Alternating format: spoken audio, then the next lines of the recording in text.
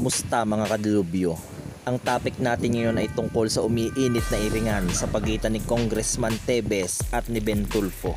Makikita nga natin sa isang bagong labas na video ng Ben Tulfo Unfiltered ang husay ni Ben Tulfo sa MMA at self-defense. Paghahanda nga ba ito o isang babala para kay Congressman Arnie Tevez? Sa ngayon ay hindi pa malinaw kung tinanggap na nga ba ni Ben Tulfo ang hamon ni Congressman Arnie Tevez na sila ay maglaban at ganapin ito sa Battle of YouTubers.